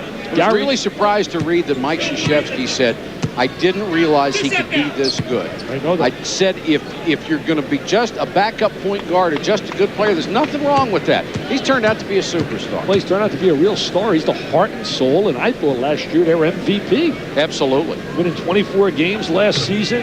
He may be again this year. And they struggled a little bit at the end of the season because eventually they really had a problem getting no inside scoring. Totally a perimeter team, and you can only do that for so long. They ran into the buzzsaw in the ACC tournament. North Carolina State got on fire in that tournament. Herb Sendek's club. Boy, Kesey has played really well tonight. He showed so much improvement in his agility, his post moves on the inside. He's 11 out of 13 free throws. It's 79 to 53. Here comes pressure from Laron Profit. There's a foul. Reaches around and commits the foul. Andre Patillo with the call. You just can't make that play standing right in front of the official. To reach around, you're going to get it every time. A lot of frustration right now, Mike. A lot of frustration. There is no shot for a comeback like we saw against North Carolina. You just see no real chemistry right now on the floor. The team is really struggling, and I believe it starts upstairs when you start to really get concerned, worried a little bit about losing. Langdon. North Carolina at that point was a team without speed. And they were able to use, Maryland was able to use its speed. Duke does not have that problem. And then North Carolina suddenly turned their season around. Didn't have that great run. to go to the Stokes Final picks Four. up the foul. That's number 5 on Terrell Stokes. He, too, did not have much of a game coming off the bench for Maryland. I thought he was so solid last year, earlier in the year when we had seen him. It's hard to believe. Look at those numbers. 0 points, 2 assists, and this is your catalyst and your point guard. This is the guy that makes the club go. Well, that's the reason Kovarik has been in there, because Kovarik has done a better job setting up the offense and not making mistakes. Stokes comes from a great high school program. Simon Gratz played with Rasheed Wallace there in Philadelphia. Carrawell at the free throw line. I think he surprised some people last year. Showed them what a tenacious defensive player he was. And here's what Maryland has to face. Ouch. Look, it doesn't end. This is what he's got coming up. You got Florida State, Gary Williams, then you're at North Carolina State, certainly not going to be easy. And then you got North Carolina.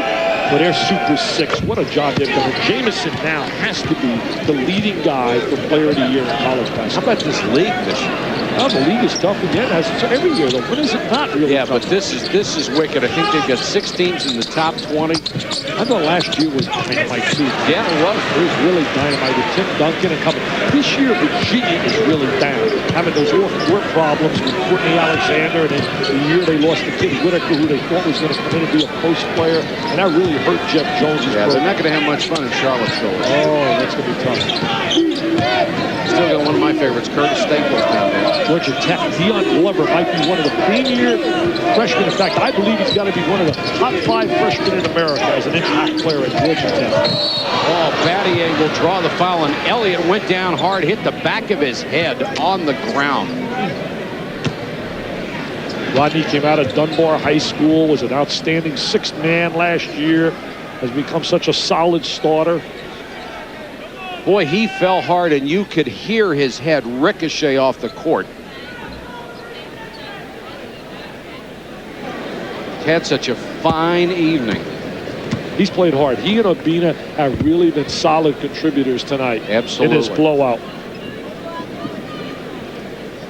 Of course, we've seen so much in football about concussions in the last couple of years. Watch how hard he comes down. They're being very careful with him. He went for the fakes. He went for that head fake. Ooh, wow. And there is no worse feeling than knowing that you're up in the air and there's nothing you can do about it. Okay, there's the head fake. Oh, wow. That crack was his skull. Good news is he's sitting up. Number 21. And it'll give his teammates a lot of ammunition. They'll say, well, it's a good thing you fell on your head. We know you're not hurt. There he is. Rodney Elliott having a solid year this year. Gary Williams, one of the great breakthroughs in his program was his ability to go into Baltimore and finally get a player committed, and got Keith Booth committed. And that was the year they brought in Joe Smith, who ended up being the first player taken in the draft, who, by the way, is playing really well now for Golden State since the Sprewell incident. LaRon Cephas will come in. He is the redshirt freshman out of Wilmington, Delaware from Maryland. He's a strong inside player, very physical player, limited offensively, Mike.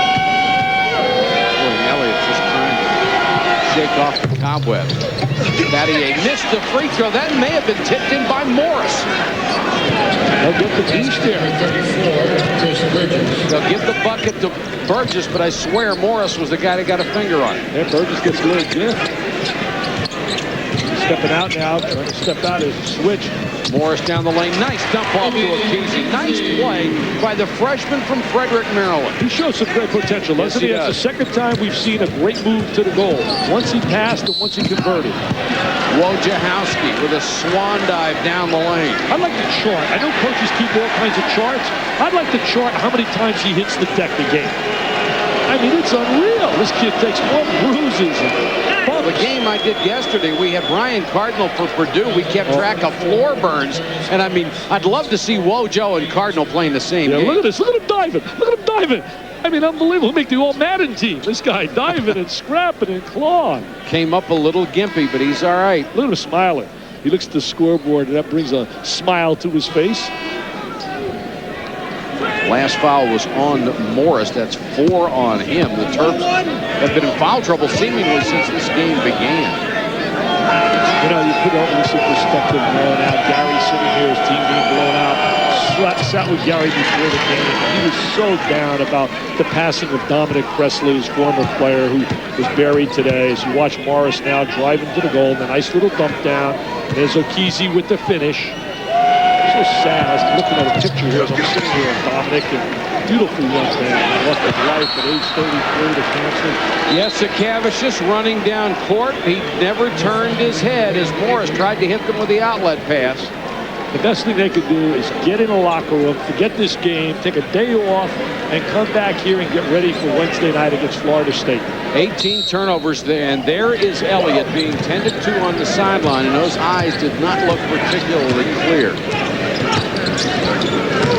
Avery with great quickness. They get it down low, and Burgess gets his first 2 points. Well, they gave Excuse me, now he's got 4. They gave him the tip. Yeah, they gave him a little complimentary gift. Yeah, a little that's Christmas right. gift. A parting gift. A little Christmas gift. I like Burgess. He's got a great future for him. Cavicius dumps it outside. Cephas tries to go to the bucket and lost the ball. Prophet spins into the lane to O'Keefe. Can't finish the play. Maryland may not have passed the ball particularly well. That sequence, they overpassed. Overpass, had a layup on the inside. I'll tell you one thing, a dangerous team, though, a dangerous club, they'll be when Florida State comes here on Wednesday. You know they're going to be pumped up, and you know that they're going to come out and play with some pride. They'll be dangerous all year, I think. Yes, Cavicius misses the 3. Look at Burgess run the court for a missed time. Avery couldn't find him. Couldn't find him. Mike told me he loves coaching the kid. He said the kid just loves to play, and he's a lot tougher than people think. Oh, he was wide open. They missed him right there. Langdon down the lane, scoop shot, and another foul. This one will go on Obina Akizi. That's his 4th. I'll tell you, Mike, there aren't many coaches in America who can handle a team as deep as Duke from the standpoint of keeping them all psychologically happy and understand. I mean, Mike Krzyzewski's got 8 McDonald's All-Americans. Most coaches just dream of getting 1. If you get 1, but keep 8. You don't have to be a genius to know only 5 are going to play. And how many times have we seen when coaches do get a stockpile of talent like that, they lose 3 or 4 guys immediately to transfers because they know they're not going to get the play. He hasn't lost anybody off this ball club, and seemingly they all love the situation. Exactly. And I think winning does a lot to that, though, too. When you win, you have a tendency to be able to convince the kids of how important it is to share time. Any doubt they're going to win? No doubt. Kovarik tries to push Avery off of him. Avery all over him. O'Keefe against Burgess. Double team, got into the lane. He'll draw the foul from either Burgess or Carrawell reaching in. And I think what you and I are trying to say about winning, we say certainly it's no guarantee for them to be a national championship team, because the bottom line is you got to win 6 in a row. But we're talking about winning is that they'll be a contender for the ACC, a contender for the national title, win 24, 25 games. They will do that. I mean, there's no doubt about that. Dick, we talked about expectations before the game started tonight, and I think both of us agree the expectations for the Duke basketball team every year, it's amazing how Mike Krzyzewski has reached those expectations, but it's totally unrealistic. If they don't get to the Final 4, people are so terribly disappointed and say, we haven't had a very good year. He wasn't even National Coach of the Year this year. In 1994, they went to the Final 4, went to the final game against Arkansas, and people thought there's a big drought because they haven't been there since. Remarkable. 87-57, Duke by 30. Roy Williams must begin his new year without superstar Rafe LaFrentz. But the well is not dry. Paul Pierce and newcomer Lester Earl lead the Jayhawks into conference play against Tyronn Lue and Nebraska next.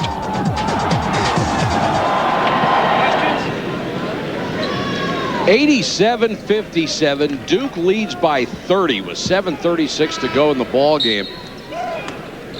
And you go to all this trouble to dress up like that, and then you see your team just get waxed.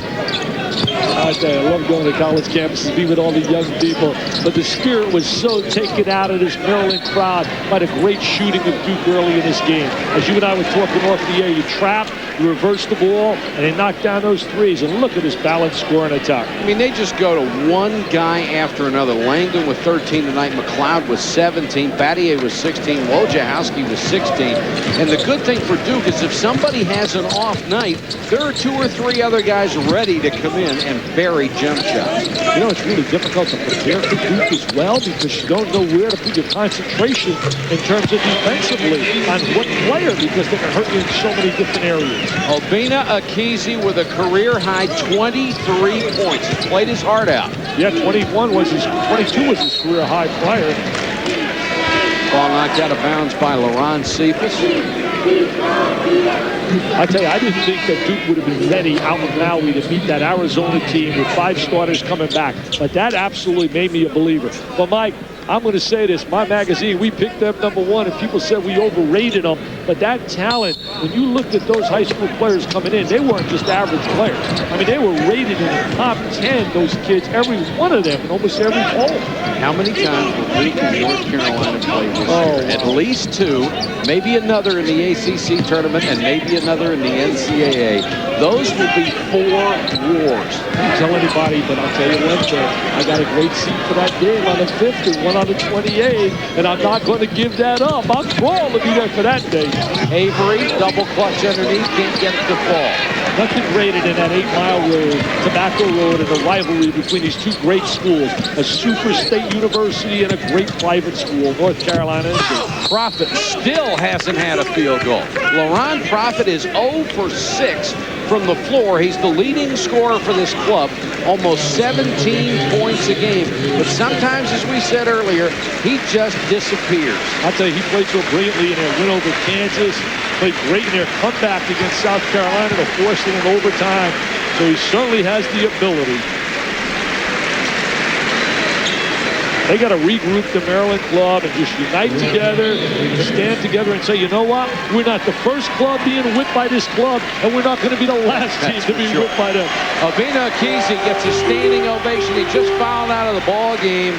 A career-high 23 points. He had 13 out of 15 from the free throw line and played very, very hard. Had 5 boards and gave them a presence in the middle. You know, Duke coming into this game after losing to Michigan, as Marty just passed on to me.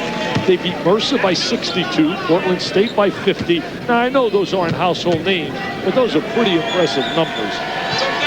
And this may be the most impressive of all. It's 89-59. Maryland is a top 20 team playing at home. Battier now has a career-high 18. And playing well prepared. I mean, Gary had them ready. It's good practice after the loss to as Rodney nails it. Good to see him back on the floor.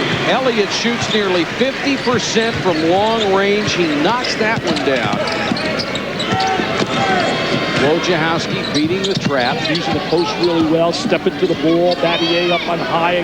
It's the way you want to anticipate the traps. Bring it to the post and look opposite. Now Maryland's going to work on its delay game a little bit with Duke rather, with 5:42 to go in the game. Trying to get a structured play out of this. They take charge. I mean, he knows he's in command with that rock. Wojo, great dish. Kovarik makes sure they don't get the easy layup, and Kovarik gets just fouled out of the ballgame. Well, Wojo got a lot of people here, a lot of family and friends down here to watch him play. As I said earlier, he was a high school star in this area. Arnold Gibbons, you look at Dino, had a solid game. There's Wojo with a little dish. Comes down, drives, draws, and dishes the rock, the 3D man. Kovarik very unhappy with his play tonight. Not just unhappy, the whole team is so frustrated. I don't think anybody anticipated. I know you and I, we were all pumped up, waiting for a big-time game. Look at this upset right here. Xavier gets beat by, wow, St. Bonaventure. There's a club that people are going to start watching, Iowa. Well, they went into Bloomington and had a great game against Indiana. Yeah, beat Indiana down here. And look at Princeton. They may not lose another game the rest of the year. Michigan rolling on. West Virginia with that good year they're having. Louisville shocks me. They beat Kentucky at Kentucky, and then they lose at home. But Marquette, undefeated, has got to be a pretty good ball club. Some teams really up and down this year. We've seen some remarkable scores. And Pat Summitt just keeps rolling there with Tennessee. She could win men's, women's, you name it. She can win at any level. Yes, Cavish just kicks it out to Profit, still looking for that first field goal. He will draw a foul. No bucket.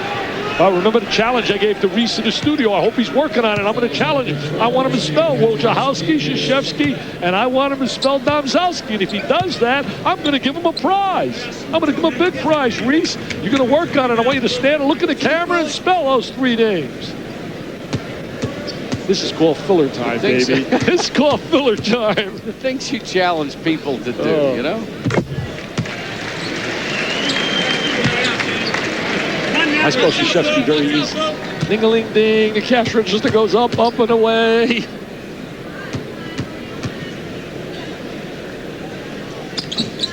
Profit hits another free throw. Gary and Mike are such good friends. That's one thing this week. You want to get after each other, but there's good camaraderie with the coaches once the game is over with. Well, there's such tremendous respect. And here, Elliott pushes a man to the floor. That's Langdon. He goes down. Frustration. Nobody likes to get embarrassed on their own floor, and tonight they have been embarrassed and humiliated in front of their fans, a standing room only crowd on their turf. And that's really, nobody wants to get beat in their hood, baby. This is their hood right now. This is their neighborhood, and they're getting humiliated here. Trajan Langdon with one of the great strokes in all of college basketball. Look how silent, Mike. Normally this place is rocking. But again, as I said earlier, you got to give the fans something to cheer about. Well, Duke took him out of it early. Really early. 91-64. Everybody thought tonight Bentleys would be really rocking and rolling down on Route 1, College Park. It's going to look more like a morgue. Yes, Cavish is for 3. Rims out. Nice rebound to McLeod. He's played solid offensively, defensively. He's rebounded well. Deshaun McLeod's been solid. Who has not played well? Really, who has not played well on Duke? They've been very active defensively. Can't think of one. Coaching staff had them ready to play. Singleton, Heaps, and Simpson haven't been in yet.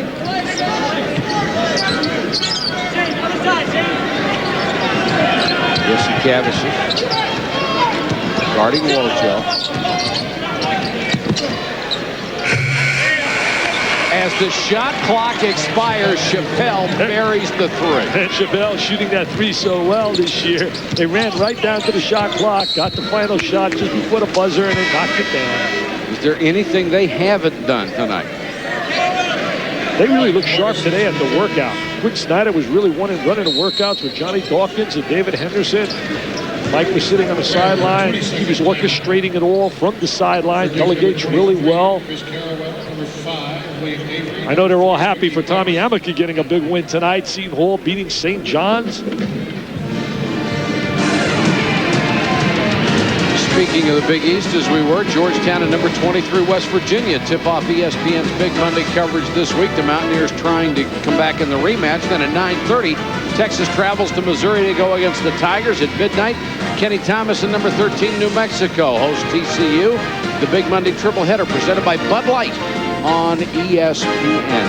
I'll tell you, Mike, the WAC conference is really interesting. When you talk TCU and their scoring machine, they got down there in New Mexico with Thomas and company. You got UNLV. You got certainly Utah. You talk about a team that plays well defensively. Rick Majerus' club really plays well together. What about Keith Van Horn in the NBA?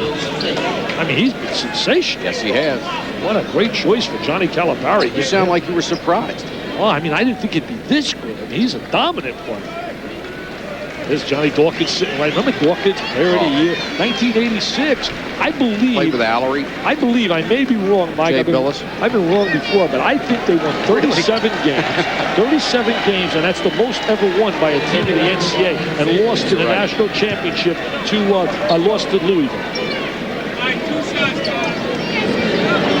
Right now, let's check in with Reese Davis. Reese? All right, Mike, I'm working on Krzyzewski and Domzalski. Wojciechowski, I spell Floourburn. Duke and Maryland, this thing were a fight. It had been stopped on cuts a long time ago. So let's get you out to Nebraska and Kansas now at the Fog. Ron Franklin and John Sundvold standing by, and we'll bring you the final score of Duke and Maryland in a bit. For the huge lead, 94-66 with 3 minutes and 59 seconds to go from Cole Fieldhouse in College Park. Maryland's losses this year had been razor thin with a couple of overtime games and then a loss on the road to Missouri. Not tonight. Well, it's been blowout city right out of the gate, the way Duke knocked down those threes to start this game. You know, he also blew out Virginia. I don't care. ACC teams, you beat them by better than 40 points. When did we remember ACC games where teams are getting blitzed like that? I mean, think about it. Look at those losses in Maryland. Just unbelievable. Look at those tough overtime losses. That wears on you. Then they lost that rivalry right here. When I say rivalry, right down the road. Mike Jarvis and his club beats him by 4. Shante Rogers, 5-3, put a show on for 23 points. Isn't he fun to watch? Yeah, he is fun to watch. And I'll tell you, all of that just wears on you. I really believe that affects you. Carrawell hits the free throw. The lead is back to 30. Ricky Price getting some minutes now. They got to try to get him back into the flow. Such a solid 6th man last year. He went through a spurt of about 10 games last year and played brilliantly. He just got bumped on a screen right there. See, defensively, he's not acclimated to that. Good execution, horizontal screen, and they bumped Price and got a layup. Norman Fields gets his first 2 points, and that was a heck of a feed by Jesse Cavishers. Yeah, good pass. Jesse Cavishers has improved his passing. Fields gets the deuce. There's Price in the lane. Ricky Price makes it 98-68. He had one of those magical moments in his career when he shot that 3 to beat Maryland here 2 years ago at the buzzer. Power move inside by Laron Cephas, can't get at the ball. There's multi-dimensional Mike Chappelle with a rebound. 6'7", play on a perimeter, stroke the jumper. Avery running the point now for Duke. Guess he'll have to step into that point position next year with Wojciechowski going on and graduating. 10 Blue Devils have scored tonight. You know, Mike, this sounds wacky. And Mike and I were talking about it, and I've been known to say some wacky things. And you may disagree with me, and I certainly respect that. But Mike and I were talking about, you know, if I were a pro coach, I might want a Wojciechowski as my 12th man. Practice every day, come in, bust his gut, use him as a specialist to pressure the ball against superb quickness. Why not? I mean, if Muggsy Bogues can play in the NBA forever, why couldn't Wojciechowski make somebody's team? He's got a better shot. Especially, you know, in today's day and age, when you see so many little guys. Put me in, coach. Give me some playing time. Come on, coach. Give me some PT. Jay Heaps, the premier soccer player, who really has some outstanding basketball skills. He'll come in with number 15, Todd Singleton. Everybody getting some PT now. Heaps, as you said, one of the premier soccer players in the United States. This Duke team has to be really proud of their effort as you look at Heaps right there. Heaps hasn't scored yet this year. They'd love to get him the ball with 2:28 to go. He's got a chance here with 2:28 to get a deuce. Number 4, out of Massachusetts. Atman Smith will come in from Maryland, his first appearance, the sophomore from Baltimore. I don't think we expected to see these players with 2:27 on the clock. No. I don't think we were prepared for this. I could be honest with you. I thought we were going to have a nail biter, a mail-lock special. Give me the rock, baby. The rock's coming over here. 2:17 to go. 6'4" freshman J.D. Simpson. And J.D. Simpson is in, the freshman from Woodside, California, for the Blue Devils. So Mike Krzyzewski has cleared his bench. Pass tip nearly stolen. Here's Heaps.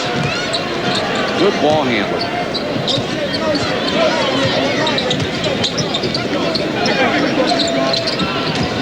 It's a great thrill for these kids. They, you know, in practice every day, bust their guts. Simpson and Heaps, and then get no playing time. Nice feed down low. Price with the assist. Avery with the bucket. 100-70. Well, I would have guessed if the night started, if somebody had 100, the other team would have 98. And with the kind of defense both clubs usually play, you didn't expect to see this kind of scoring margin. But the bottom line is Duke just executed to perfection in that first half, and that set the whole tone for this blowout here tonight. Well, Ron Profit will go to the free throw line.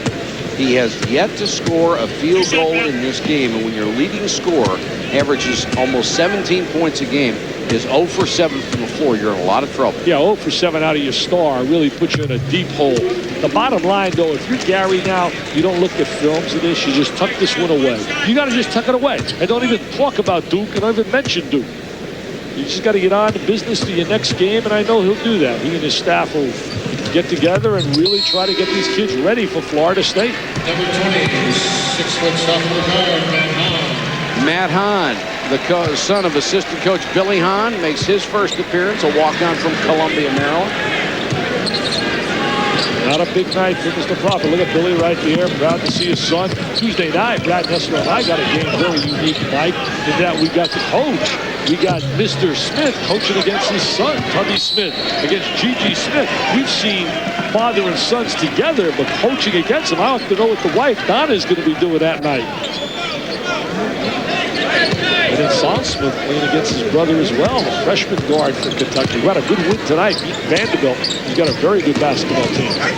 Atman Smith handling the ball, had it knocked out. You know, last year you had a father and son. Brad Nessler and I were talking on the phone last night about it. You had Bibby coaching against his son, Bibby, but that didn't have the same kind of relationship and the closeness that Tubby Smith's involved with. It's unfortunate in that situation. Nice dish down low, shot won't go. The tip and the follow by Martisic, can't get it in. Martisic trying to work on the inside. They think he's going to become a solid player. Played well against Kansas, made 2 big free throws in their win over Kansas. They wanted him to play last year, but he and his parents decided a redshirt year would be good for him. They might be right. There's a little jump hook. Tip try. Another tip won't go. Cephas had a hand on that one. Cephas very strong physically. Really gets after the ball.